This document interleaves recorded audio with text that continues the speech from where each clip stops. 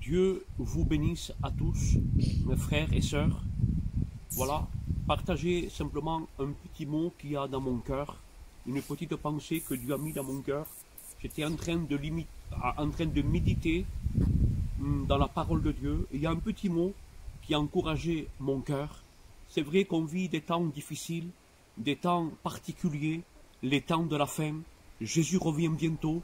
Et dans ces temps difficiles, dans ces temps qu'on est en train de vivre, c'est vrai qu'on passe par des problèmes, par des difficultés, différemment, mais on est dans ce monde qui est oppressé.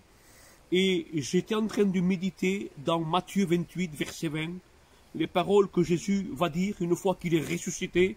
Il va dire ces paroles: « Je serai avec vous jusqu'à la fin du monde.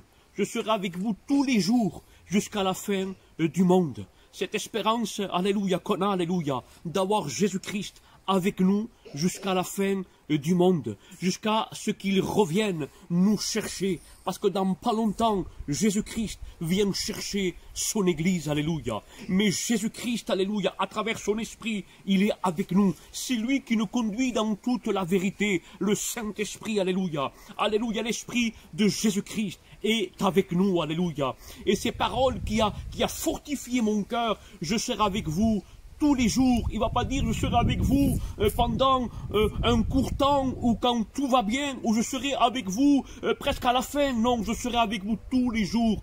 Que signifie quand tout va bien et quand tout va mal? Alléluia.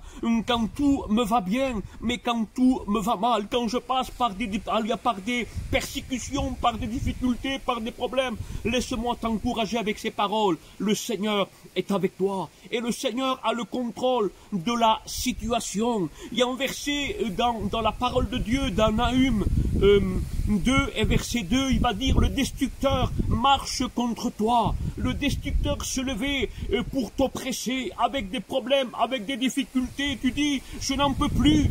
Mais laisse-moi te dire que le Seigneur est avec toi, alléluia. Le Seigneur Jésus-Christ, il est avec toi. Et si Dieu est avec toi, qui sera contre toi? Laisse-moi t'encourager avec cette parole. Le Seigneur a le contrôle de la situation. Il y a un verset dans Deutéronome 31 et verset 8, il va dire: l'Éternel marche lui-même devant toi. Il sera même avec toi. Il ne te délaissera point, il ne t'abandonnera point. Ne crains point et ne t'effraie point. Alléluia. N'aie pas peur, ne crains pas. L'Éternel marche lui-même devant toi. Signifie, alléluia, le destructeur, lui, il marche contre toi. Il vient en face de toi, mais l'Éternel marche lui-même devant toi. Ça fait que le destructeur doit se confronter avec Jésus, alléluia, parce que Dieu est devant toi. Le destructeur ne peut pas te toucher, parce que Dieu marche avec toi, devant toi. Ne crains pas, alléluia. Le Seigneur a le contrôle de la situation. Le Seigneur a le contrôle, alléluia.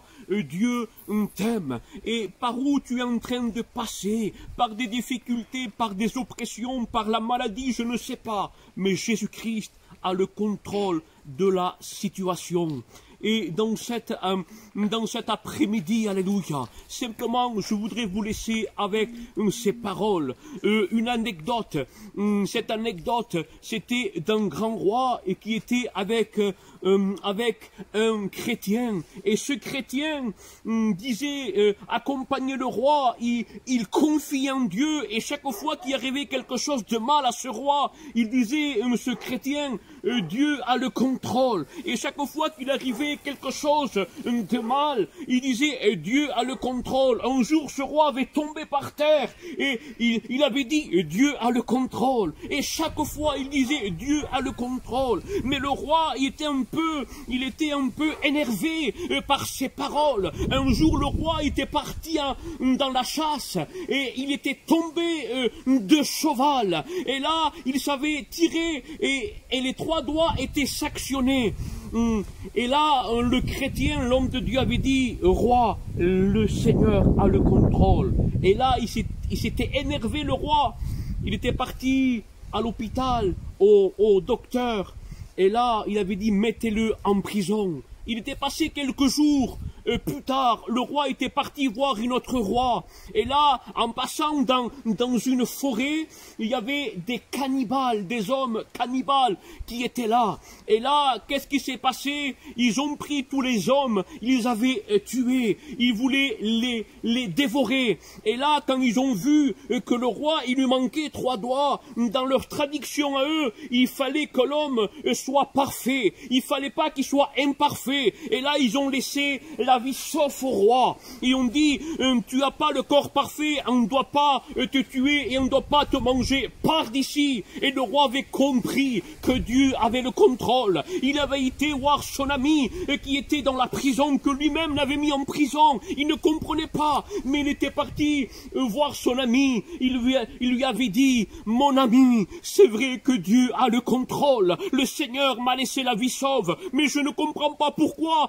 Dieu a permis que toi tu es en prison. Et le chrétien, l'homme de Dieu, avait répondu, roi, moi j'ai mon corps qui est tout entier. Si moi j'arrêtais avec vous, il m'aurait tué, il m'aurait dévoré. Laissez-moi vous dire que Dieu a le contrôle. Et le roi était content. Qu'est-ce que je veux dire par là? Que Dieu a la situation de ton problème, de la difficulté, là où tu es en train de passer. Dieu a le contrôle. Le Seigneur est avec toi, alléluia. Ne crains pas, n'aie pas des regards inquiets, mais je te laisse avec ces mots et ces paroles. Le Seigneur a le contrôle. Que Dieu vous bénisse. Amen. Gloire à Dieu.